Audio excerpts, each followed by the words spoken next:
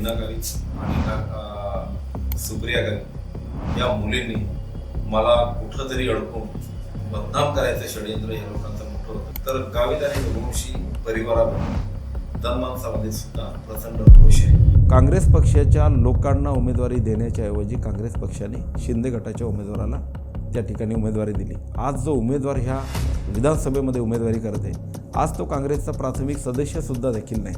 नाव सांगायला काँग्रेस आहे, पण काँग्रेस नाही, ते शिंदे गटाचे उमेदवार आहेत. आदिवासी जिल्हा असून या आदिवासी जिल्ह्यामध्ये आदिवासी क्रांतिवीरांचे पुतळे देखील नाही. ही कुठली माणसं? तुमचे कोणी सामाजिक गुरु आहेत का? माझ्या जीवनामध्ये सामाजिक गुरु म्हणून मी बिरसा ब्रिगेडचे राष्ट्रीय अध्यक्ष आदरणीय इंजिनियर सतीश पेंगम यांना मानतो. नमस्कार. आज आपल्यासोबत आहेत रवींद्र रणजित वळवी. हे नंदुरबार विधानसभेचे अपक्ष उमेदवार आहे. तर आज आपण जाणून घेऊया की एक अपक्ष उमेदवार कसा इलेक्शन लढतो, त्याची काय तयारी असते आणि त्याची विनिंग स्ट्रॅटेजी काय असते. हा पॉडकास्ट खूपच इंटरेस्टिंग होणार आहे, तर तुम्ही शेवटपर्यंत नक्कीच बघा. नमस्कार दादा. नमस्ते. तुमचा पॉडकास्ट घ्यायचा आहे. आपला हेतू हाच आहे की नंदुरबारच्या लोकांना कळली पाहिजे की अपक्ष उमेदवार कसा इलेक्शन लढतो, त्याच्या मागे काय यंत्रणा असतात, तो कसं जिंकण्याची तयारी करतोय. तर आता लोकांना तुमच्याबद्दल थोडी माहिती देऊया. तर आपण सगळ्यात पहिला प्रश्न विचारतो तुम्हाला, आता तुमचं लहानपण कुठे घडलंय? माझं जन्मगाव आहे धडगाव तालुक्यातील मुंदरवड. अच्छा. माझं बालपण पण तिथंच गेलेलं आहे. माझं प्राथमिक शिक्षण देखील माझ्या गावामध्ये एसी मिशनची शाळा असल्यामुळं माझं प्राथमिक शिक्षण सुद्धा मुंदरवडमध्येच झालेलं आहे. अच्छा. काही शिक्षण घेताना काही अडचणी वगैरे आल्या होत्या तुम्हाला? शिक्षण घेताना अडचणी तर आल्या, कारण कौटुंबिक परिस्थिती नव्हती. त्याच्यामुळं शिक्षणाला मला खूप सारी अडचणी आल्या. आपण जसं बघतो आजही प्रॉब्लेम आहेत की आजही आर्थिक परिस्थितीने लोक एवढे चांगले नाही आहेत आणि शिक्षण खूप महाग झालंय. याचं तुमचं काय म्हणणं? गरीब लोकांना दर्जेदार शिक्षण मिळणं अवघड झालेलं आहे, कारण सरकारी स्कूल असतील, आश्रमशाळा वगैरे असतील, यांची फार दयनीय अवस्था आहे. परंतु त्या ठिकाणी नोकर भरती नाही आणि त्या क्वालिटीचे शिक्षक त्या ठिकाणी नसतात. आता दुर्गम भागामध्ये तुम्ही जर पाहिलं आदिवासीच्या शिक्षणाबद्दल, तर तुम्ही एखाद्या शाळेला जर भेट दिली, तुम्हाला त्या ठिकाणी अनुभवास येईल. काही पोरांना 7वी 8वीच्या पोरांना सुद्धा वाचता येत नाही, पण ते शिक्षणच काही कामाचं. याच्यामध्ये सरकार ज्या पद्धतीने आम्हाला शिक्षण देण्याचा जो प्रयत्न करत आहे, त्याच्यामध्ये त्यांच्या नीती धोरणामध्ये फार मोठी तफावत आहे. कथनी आणि करणी म्हणतो, त्यांच्या नीती धोरणामध्ये हा फरक असल्यामुळं आम्हाला आदिवासी लोकांना चांगलं शिक्षण मिळणारच नाही. आम्ही वंचितच आहोत. मी जसं तुम्ही सांगितलं शाळेला भेट द्या, मी 1-2 शाळांना भेट दिली आहे आणि देत असतो नेहमी.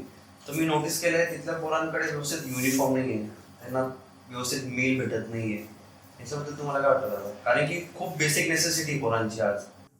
युनिफॉर्मची गोष्ट जाऊ द्या, त्या ठिकाणी आम्हाला आमच्या पोरांना त्यांच्या पोटाला जे जेवण आहे ते सुद्धा पुरेसं भेटत नाही.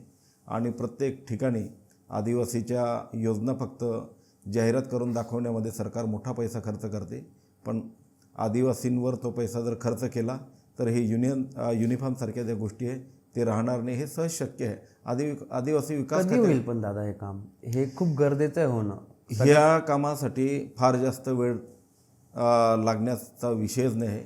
ज्या ठिकाणी आमचा आदिवासी विकास मंत्री कोणी पण असेल, त्याची मानसिकता जर राहिली, आदिवासी विकास खातं हे कॅबिनेट मंत्र्याचा दर्जा आहे.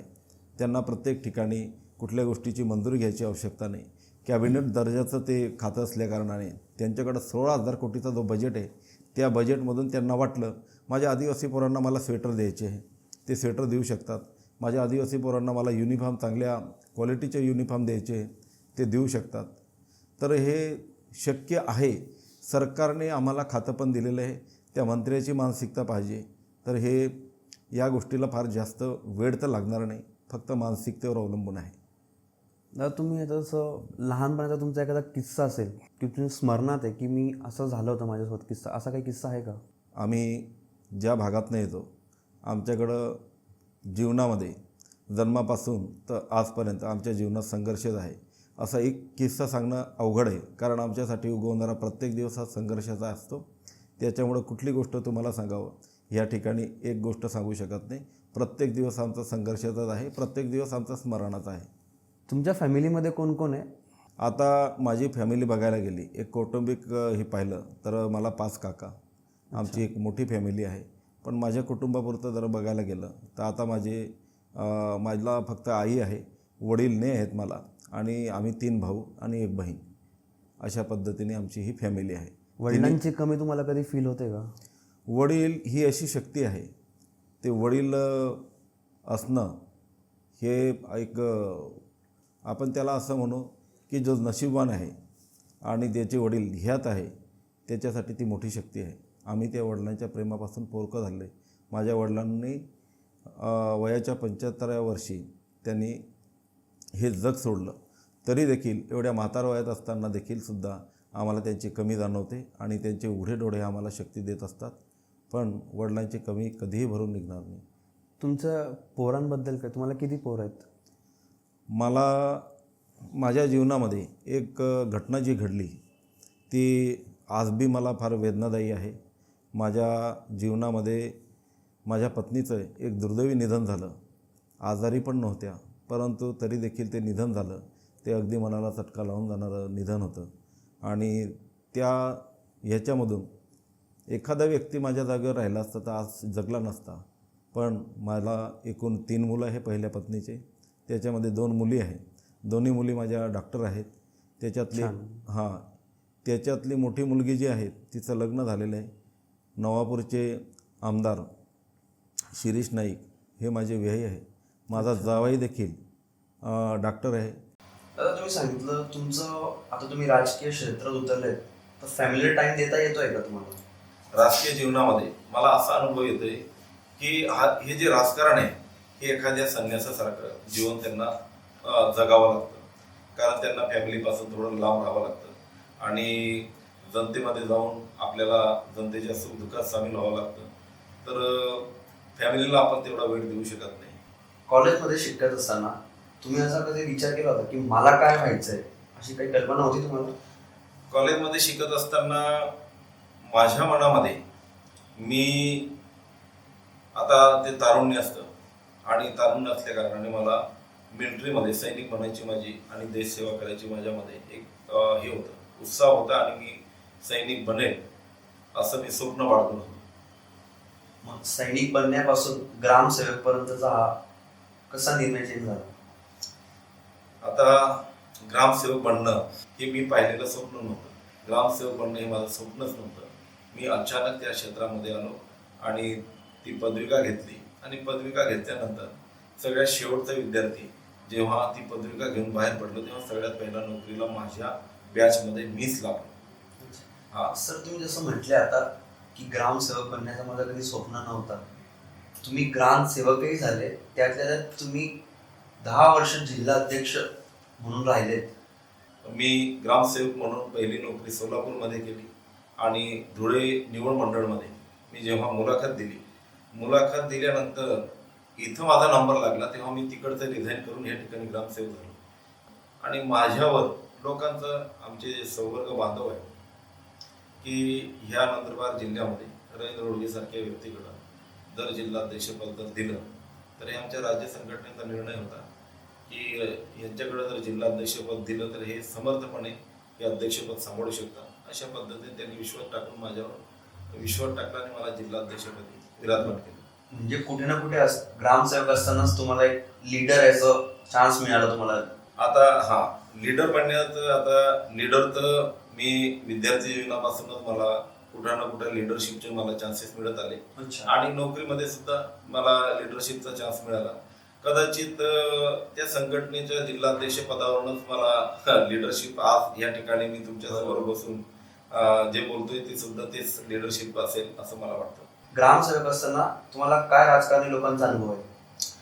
मला नोकरी करत असताना माझा जो बोलका स्वभाव आहे आणि मी स्पष्ट वक्ता असल्या कारणाने बहुतेक ठिकाणी मला माझ्या स्पष्ट वक्तेपणामुळं मला राजकीय लोकांकडून खूप त्रास झाला. खास करून मी या ठिकाणी आपल्याला सांगू इच्छितो की या नंदुरबार जिल्ह्यामध्ये आता आदिवासीचे नेते खूप सारे सांगतात या जिल्ह्याचे आम्ही शिल्पकार आहोत आणि जे पण नेते घडतात ते आदिवासीची उन्नतीसाठी आम्ही आहोत असं म्हणतात. पण नाही, ते सगळं उलट आहे. मला नोकरीमधून काढण्यासाठी अनेक लोकांनी मला फार त्रास दिलेला आहे. माझ्या खोट्या नाट्या चौकशा लावल्या, त्याच्यामधून निष्पन्न काहीच झालं नाही, परंतु मला बदनाम करण्याचा फार मोठा प्रयत्न केला गेला. आणि याच्यामध्ये खास करून गावित फॅमिलीच्या ज्या मुली आहेत, डॉक्टर हिना गावित आणि सुप्रिया गावित, ह्या मुलींनी मला कुठंतरी अडकून बदनाम करायचं षडयंत्र या लोकांचं मोठं होतं. फक्त हेच नाही, मला काँग्रेसी जनतेकडनं पण मला त्रास झाला. जळगावचे जे आमदार, विद्यमान आमदार आहे KC पाडवी आणि खासदारचे वडील, यांच्याकडून पण मला त्रास देण्यात आला. आणि जळगावमध्ये एक विजय पराडके नामक व्यक्ती आहे, मी ज्यांच्या पक्षामध्ये काम करून माझं कुटुंब त्यांच्या पक्षात काम करत होतं आणि त्यांच्या सोबत असताना देखील त्या माणसाने जिल्हा परिषद सदस्य असताना माझ्या विरोधात जिल्हा परिषदमध्ये ठराव मांडला. तर मी तर त्यांना कुठं नडत नव्हतो, पण एक मी माझा बोलका स्वभाव आणि माझ्यातलं काहीतरी नेतृत्व गुण त्यांना दिसत असतील, हा भविष्यातला काहीतरी नेता घडेल ही भीती असावी त्या माणसांना. कारण राजकारणामध्ये लोकांना, मूर्ख लोकांची गरज जास्त असते.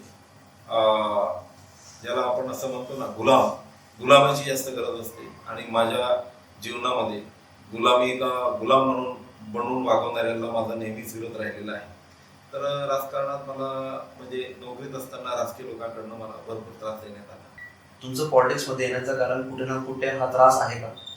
आता हे बघा, मी आता नंदुरबारमध्ये अपक्ष उमेदवारी करत आहे.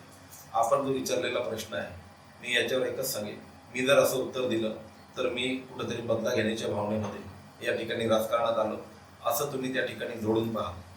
परंतु राजकारणामध्ये येण्याचा उद्देश माझा वेगळा आहे.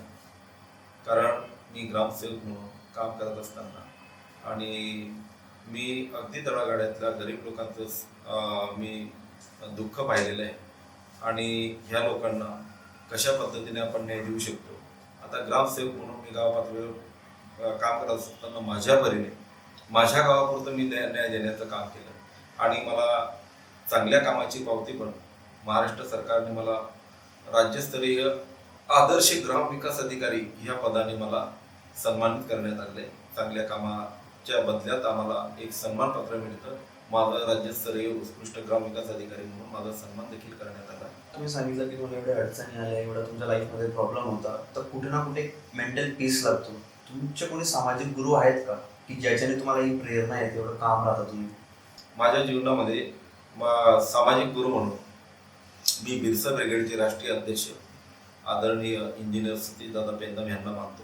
कारण एखाद्या क्रांतिकारी माणसाचं तुमचं आणि त्यांचा कधी मिलाप झाला तर तुमच्या अंगात सुद्धा एक ज्वाला आहे, दुःख आहे आणि तुमच्या मनाला वेध घेणारे त्यांचे शब्द जर असेल तर तुम्ही अशा व्यक्तीला गुरु मानू शकता. आणि माझ्या जीवनामध्ये हाच अनुभव मला आला की मी मुंबई ह्या ठिकाणी आझाद मैदानावर एक आदिवासींचं मोर्चा होता, त्या मोर्चामध्ये मी सामील झालो आणि मी आदरणीय माझे गुरु इंजिनियर सतीशदादा पेंदम यांना मी कधी पाहिलं नाही. पण आझाद मैदानावर त्या सभेमध्ये तेव्हा म्हणजे आम्ही लांब होतो त्या सभेत, पण एक कोणीतरी म्हणजे सडपातळसारखा एक तरुण येतो आणि माईक हातात घेऊन त्या ठिकाणी भाषण करतो आणि भाषण करताना आदिवासीच्या प्रती त्यांच्या ज्या भावना होत्या ते प्रत्येक शब्द क्रांतिकारी होते. आणि आज बिरसा मुंडा जयंती आहे, तर बिरसा मुंडा हे नाव हे पहिल्यांदा जर मी कधी ऐकलं असेल तर मी आदरणीय सतीशदादा पेंदम यांच्या तोंडून आझाद मैदानावर ऐकलं. आता आपण शिकलेलो आहे, आदिवासीचा इतिहास दाबलेला आहे, तो कोणाला माहीत नाही. पण आज आदिवासी क्रांतीवीरांना, जे पण क्रांतीवीर आहेत त्यांना देशासमोर उजागरा करणारे हे जे माझे गुरुजी आहेत सतीशदादा पेंदम यांच्या क्रांतिकारी विचाराने मी प्रेरित होऊन त्यांना माझे गुरु मानले. ते माझे सामाजिक गुरु आहेत. आपल्या जिल्ह्यामध्ये खूप आमदार खासदार झाले, यापैकी तुमचा सगळ्यात फेवरेट कोण होता कॅन्डिडेट?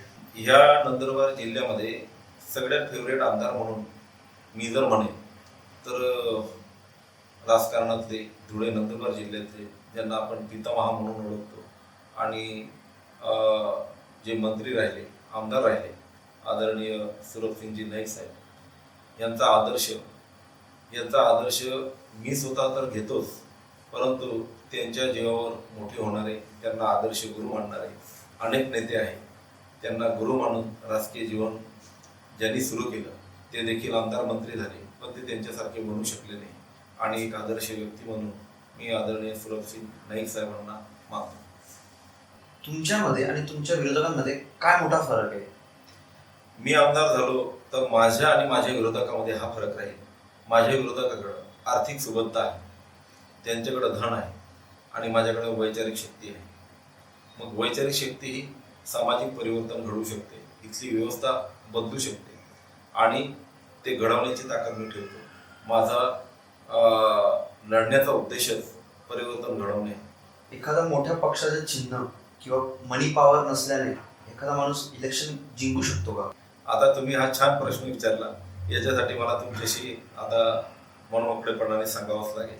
मी जरी कॅमेऱ्यासमोर जरी बोलत असेल तरी हे पूर्ण जनतेसमोर हा प्रश्न गेला पाहिजे.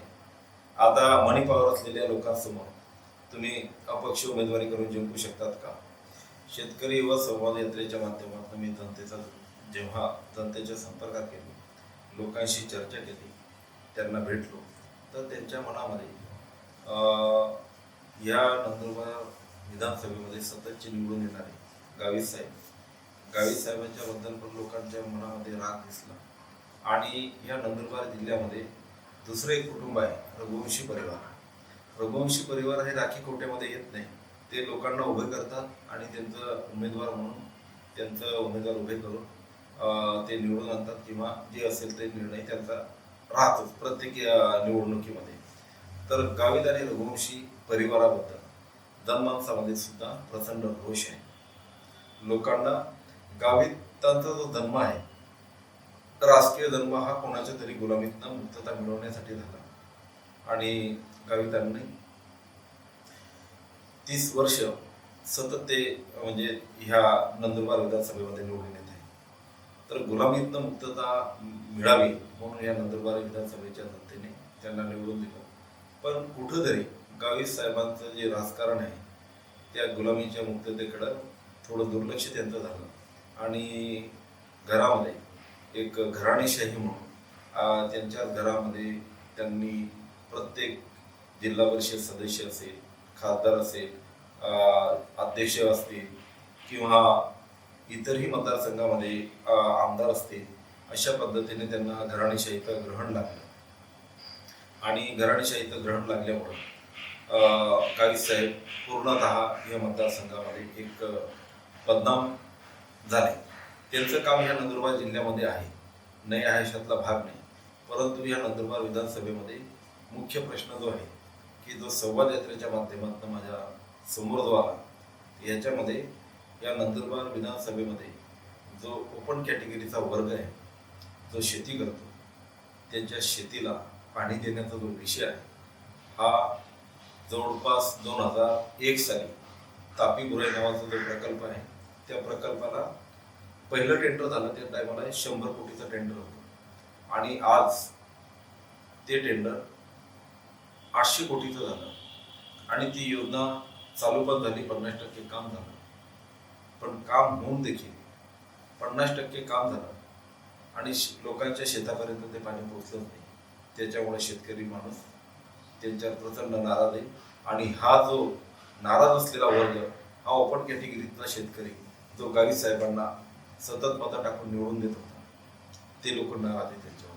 तुम्ही आता अपक्ष उमेदवारी लढताय, तुमच्याजवळ एखादं चिन्ह नाहीये, मोठे नाव नाहीये, तुमच्याकडे मनी पॉवर नाही, तर तुम्ही इलेक्शन कसं जिंकणार?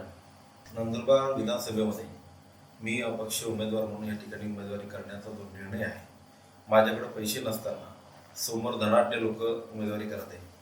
मी पूर्णतः अभ्यासपूर्ण या मतदारसंघामध्ये मी उमेदवारी करत आहे.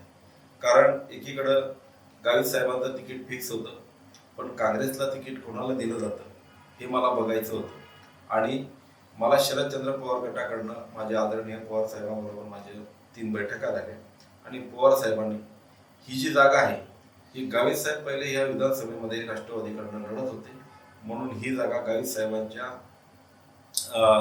लढत असलेली जागा ही राष्ट्रवादीचीच आहे आणि ही जागा राष्ट्रवादीलाच भेटणार. हा आत्मविश्वास होता. म्हणून मी फक्त एकाच पक्षाकडं त्या मुलाखती दिल्या, फक्त राष्ट्रवादी शरदचंद्र पवार गटाकडे. आणि बाकी नंदुरबार विधानसभेमध्ये जेवढे पण इच्छुक उमेदवार होते त्या सर्व उमेदवारांनी सगळ्या पक्षाकडे मुलाखती दिल्या. म्हणजे एक प्रकारे त्यांनी माकड उड्या मारल्या. काँग्रेस पक्षाच्या लोकांना उमेदवारी देण्याच्या ऐवजी काँग्रेस पक्षाने शिंदे गटाच्या उमेदवाराला त्या ठिकाणी उमेदवारी दिली. आज जो उमेदवार ह्या विधानसभेमध्ये उमेदवारी करते, आज तो काँग्रेसचा प्राथमिक सदस्यसुद्धा देखील नाही.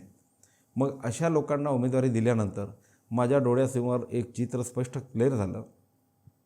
एकीकडं भारतीय जनता पार्टी आणि दुसरीकडं काँग्रेसचा शिंदे गटाचा उमेदवार. शिंदे गटाचा उमेदवार म्हटल्यानंतर जातीयवादी पार्टीचाच उमेदवार.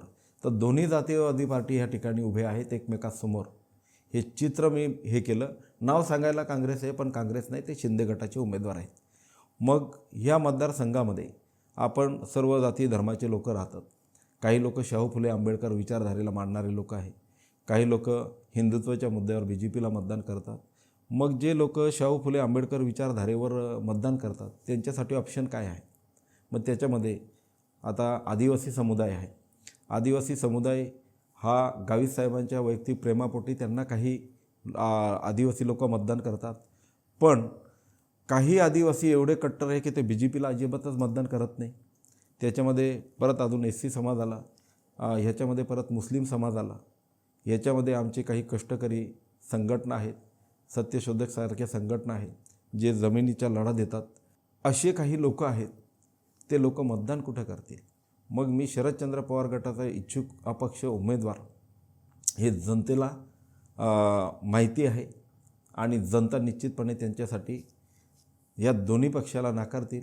आणि जे नाराज लोक आहेत ते नाराज लोक जे आहेत ते मलाच मतदान करतील.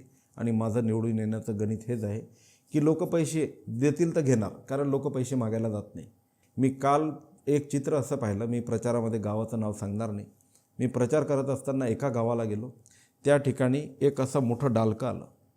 त्या डालक्यामध्ये काळ्या पिशवीमध्ये चिकन, अर्धा किलोचं चिकन अशा पिशव्या भरलेल्या होत्या. आणि ते चिकन असं वाटत होते. लोक लाईनमध्ये लागून ते चिकन घेत होते.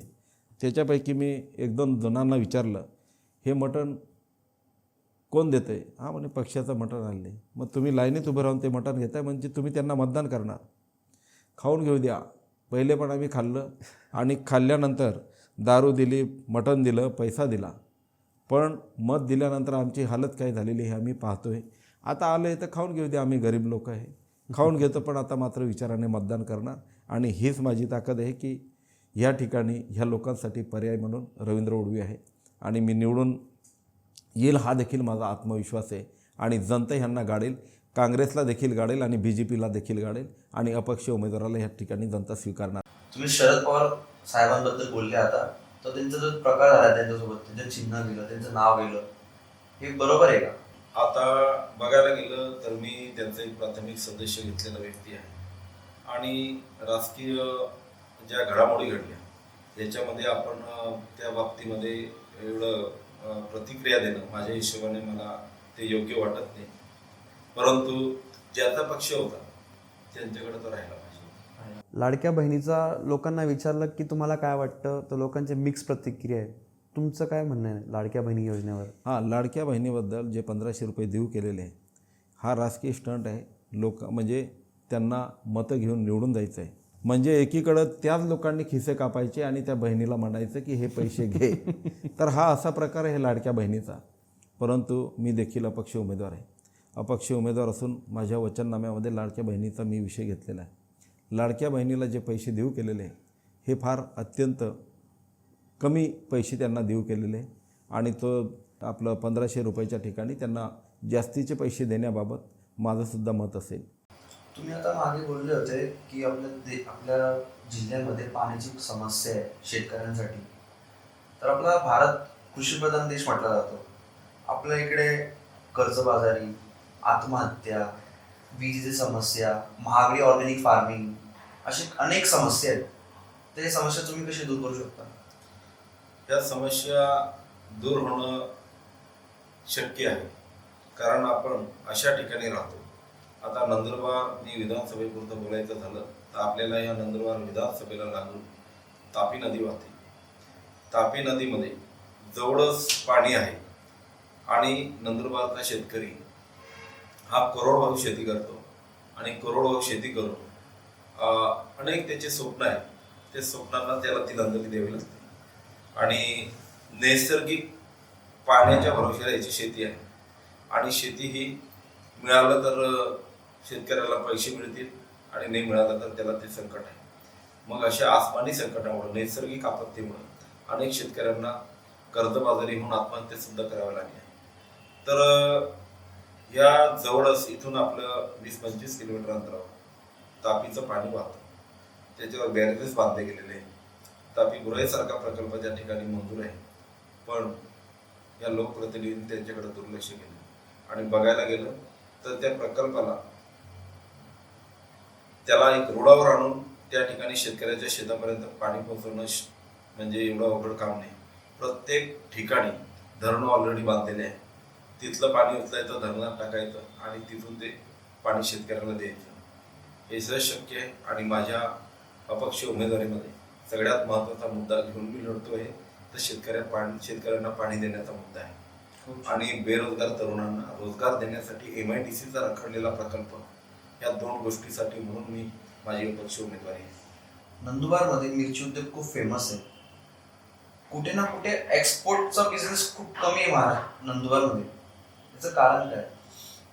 आता याच्यासाठी गावित साहेबांनी, आदरणीय गावित साहेबांनी चिली पार्क म्हणून उभारणीचं फार पहिल्यापासून त्यांनी वचन दिलेलं आहे आणि ते आजपर्यंत पूर्ण केलं नाही.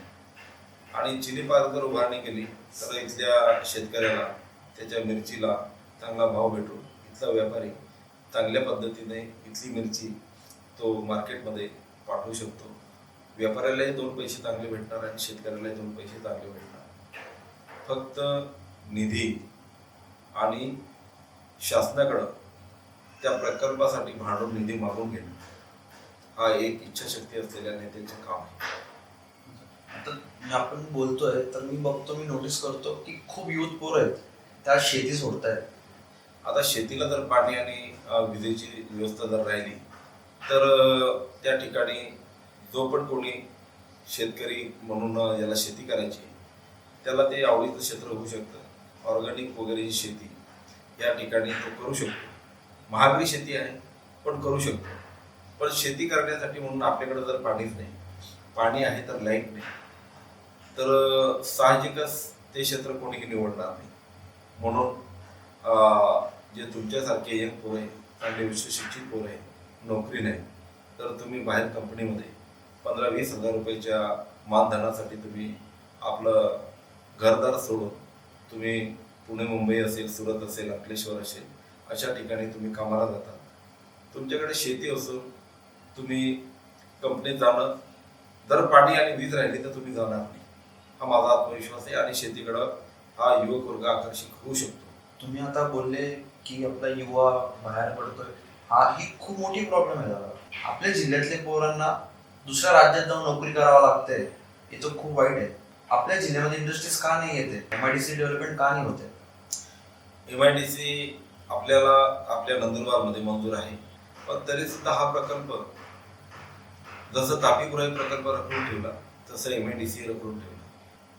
युवक असतील, बेरोजगार मजूर असतील, यांना हातामध्ये झेंडे धरण्यासाठी ठेवलेले. तुमची उन्नती या लोकांना पावली जात नाही. कोणाचा तरी एक राजकीय व्यक्तीचा असा जन्म व्हायला पाहिजे की ह्या सगळ्या गोष्टी लोकांना करून देईल आणि भले आमचा झेंडा नाही धरला तरी चालेल, पण त्या व्यक्तीला, त्या तरुणांना हाताला काम भेटलं पाहिजे या विचाराने ते MIDC तुम्ही आता बोलले की असा एखाद्या व्यक्तीचा जन्म व्हायला पाहिजे, तो व्यक्ती तुम्ही बनू शकता का? निश्चितच मी बनण्याचा प्रयत्न करण्याचा माझा मानस असेल. कारण मी जर सामाजिक क्षेत्रामधून येतोय, मी राजकारण करण्यासाठी म्हणून, मी जरी इथं अपक्ष उमेदवारी करून मी निवडून आलो तर मी राजकारण करणार नाही. माझं ध्येय हे समाजकारणाचं आहे आणि ज्याच्या अंगी समाजकारण आहे त्याच्याने ह्या सगळ्या गोष्टी शक्य आहे असं मी पाहतो. आपण जेव्हा ऑलिम्पिक्स बघतो, आम्हाला खूप अपेक्षा असते की इंडियाला गोल्ड यावे, इंडियाला एवढे गोल्ड यायला हवे. याचं रूट कॉज खूप मोठा आहे की ते ग्राउंड लेवलवर एवढी फॅसिलिटीज नाही. याच्यावर तुमचं काय म्हणणं आहे? याच्यासाठी जो खेळाडू घडणार आहे त्या खेळाडूसाठी ग्राउंड लेवलला म्हणजे खाली जिथं स्कूल कॉलेज आहे त्या ठिकाणी त्यांना तसे ग्राउंड्स उपलब्ध पाहिजे आणि स्पोर्टची टीचर जे आहे ते असणं गरजेचं आहे. तर आपल्या जिल्ह्यामध्ये स्पोर्ट्सची खूप दुर्दशा आहे. मी खूप स्पोर्ट्स ॲथलीट ज्यांना मी ओळखतो, त्यांनी नॅशनलला रिप्रेझेंट केलं आहे. पण त्यांना मी जेव्हा भेटतो ते सांगतात की आपल्याकडे इन्फ्रास्ट्रक्चर बरोबर नाही आहे, आम्हाला काही गव्हर्नमेंटकडनं हेल्प नाही आहे. असं का होतं? हे खूप चुकीचं नाही होते का? अत्यंत चुकीचं आहे. बघायला गेलं तर आता मी अपक्ष उमेदवारी करत आहे. माझा जर तुम्ही जाहीरनामा वचननामा पाहिला तर मला स्पोर्ट्ससाठी म्हणून मी माझ्या वचननाम्यामध्ये विषय घेतलेला आहे की मला प्रत्येक गावामध्ये जे युवक आहे जे मिलिटरीमध्ये जाऊ इच्छितात, पोलीस भरतीमध्ये जाऊ इच्छितात किंवा खेळामध्ये त्यांना वेगवेगळ्या ठिकाणी त्यांना खेळामध्ये त्यांना प्रावीण्य मिळवायचं आहे, तर ह्याच्यासाठी म्हणून गाव पातळीवर त्यांच्यासाठी ग्राउंड उपलब्ध करून देण्याचा माझा विषय आहे. आणि जिल्ह्याच्या ठिकाणी तर चांगल्या दर्जाचे ग्राउंड्स असणे फार आवश्यक आहे. पण त्या मानसिकतेमध्ये आपल्या जिल्ह्याचं कोणतेही पुढारी दिसत नाही. आपण 2-3 प्रॉब्लेम आता डिस्कस केले. आता एक नवीन प्रॉब्लेम आहे की जो सगळ्यांना फेस करावा लागतोय. तो श्रीमंतालाही करावा लागतोय, गरीबालाही करावा लागतोय. एखादा आमदार असेल त्याला, खासदार असेल त्याला, तो आहे रस्त्यांचा प्रॉब्लेम. नंदुरबार जिल्ह्याचे रस्ते का चांगले नाही झाले? काय प्रॉब्लेम आहे रस्ते बनवण्यामध्ये? मी बऱ्याच वेळा मी नोकरीला होतो तरी ह्या गोष्टीवर मी टीका टिप्पणी करत होतो लोकप्रतिनिधीच्या बाबतीत. तर आपल्याकडं रस्त्यासाठी निधी उपलब्ध होतो, रस्ते होतात बी, पण 6 महिन्यामध्ये ते निखळतात. भ्रष्टाचार जो आहे हा प्रचंड वाढलेला आहे आणि या भ्रष्टाचारामुळं भ्रष्टाचार आणि ठेकेदारी आपलं ठेकेदार आणि राजकीय लोक यांची मिलीभगत असते आणि जो राजकीय माणूस आहे त्यांच्याकडनं मोठ्या प्रमाणात टक्केवारी घेतो आणि कमी पैशात ठेकेदाराला काम करावं लागतं. दर्जेदार काम होत नाही म्हणून 6 महिन्यात त्या रस्त्याची वाट लागते आणि त्याची झड सामान्य जनतेला पोहोचते. खूप परिस्थिती खराब आहे नंदुरबार जिल्ह्यामध्ये. नंदुरबार जिल्हा हा आदिवासी जिल्हा म्हणून ओळखला जातो. म्हणजे मी मुंबई पुण्याला शिकत असताना माझ्या मित्रांना सांगतो मी की आम्ही आदिवासी जिल्ह्यात राहतो. तर माझी इच्छा अशी असते की माझ्या मित्रांना घेऊन येऊ, त्यांना तो कल्चर दाखवू. पण याचं टुरिझमचं काही कोणीच करत नाही. याच्यावर तुमचं काय टेक आहे? आता तुम्ही छान असा प्रश्न विचारलेला आहे. सांगायला नंदुरबार जिल्हा आदिवासींचा आहेच तो जिल्हा आदिवासींचा. बघा आपण नंदुरबार शहरामध्ये राहतो, तुम्ही आणि मी सुद्धा इथे राहतो. आदिवासी जिल्हा असून या आदिवासी जिल्ह्यामध्ये आदिवासी क्रांतिवीरांचे पुतळे देखील नाही. ही कुठली मानसिकता आहे?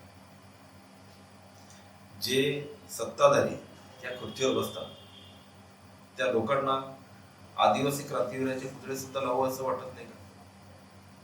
मला सांगा, नंदुरबारमध्ये माझाच प्रश्न तुम्हाला आहे, नंदुरबारमध्ये एखाद्या आदिवासी क्रांतिवीराचा पुतळा तुम्हाला दिसतोय का? नाही दिसत. पण जिल्हा तुम्ही आदिवासी म्हणतात आणि आदिवासी जिल्ह्याला क्रांतिवीराचे पुतळे देखील नाही. मी माझ्या जाहीरनाम्यामध्ये नमूद केलेलं आहे. मी जर आमदार झालो तर सर्वप्रथम विकासाचं काम तर मला करायचंच आहे, परंतु नंदुरबार जिल्ह्याला आदिवासी जिल्हा म्हणून आदिवासींची एक वेगळी ओळख निर्माण म्हणजे आदिवासीची वेगळी ओळख दाखवण्याचा प्रयत्न जो असेल तो मी क्रांतिवीराच्या पुतळ्यापासून सुरुवात करतो. आणि नंदुरबारमधले जेवढं आमचा आदिवासी समाज आहे, आम्ही वेगवेगळ्या बोलीभाषा बोलतो, आमची जी संस्कृती आहे त्या संस्कृतीसाठी एक आदिवासीचं म्युझियम बनवण्याचा माझा प्रयत्न असेल. आता तुम्ही जे सांगितलं जाहीरनाम्याबद्दल आपण 2-3 वेळा ऐकलंय. तर खूप पॉलिटिशियन लोक जाहीरनामा डिक्लेअर करतात की आम्ही हे करू, आम्ही ते करू, आणि ते बघून एक वोटर, सामान्य वोटर ते बघून वोट देतो आणि त्यातले 5 वर्षानंतर त्यातले काही कामं होत नाही. त्याच्यात एखाद्या वोटरची काय चुकी आहे? वोटरची चुकी नाही. त्या ठिकाणी ज्या जनतेला जो वचननामा दिला जातो, जाहीरनामा दिला जातो, तर मत घेण्यासाठी म्हणून लोक जाहीरनामा बनवतात. त्यांना आपण लालच दाखवतो की माझा जाहीरनामा असा आहे, तुम्ही मला असं मतदान करा, तसं मतदान करा. पण मी अपक्ष उमेदवार म्हणून आज या 2024च्या विधानसभेच्या निवडणुकीच्या मैदानात आहे. मी म्हणेन की माझा अपक्षाचा जो जाहीरनामा आहे तो बघावा, BJPचा जाहीरनामा बघावा. काँग्रेसचा जो जाहीरनामा असतो, काँग्रेसचा उमेदवार हा बिगर जाहीरनाम्याचा या निवडणुकीच्या मैदानात आहे. तर जाहीरनामा म्हणजे काय, की जाहीरनामा म्हणजे तुमच्या डोक्यामध्ये विकासाची एक ब्ल्यूप्रिंट आहे, बरोबर. की तुम्ही निवडून आल्यानंतर तुम्ही काय काय काम करणार हे जनतेला दिलेलं आश्वासन आहे. आता जाहीरनामा, आता माझ्या जाहीरनाम्यामध्ये 25 मुद्दे आहेत.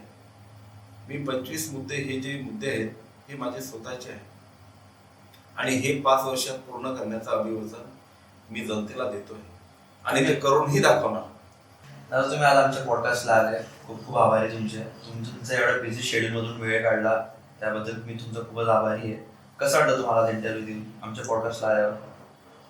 खूप खूप आभार तुमचे. या ठिकाणी येऊन मला खूप छान असं वाटलं आणि तुम्ही म्हणजे छान अशी मुलाखत घेतली आणि खूप आनंद वाटला आपल्याला भेटून देखील. मी आपला खूप खूप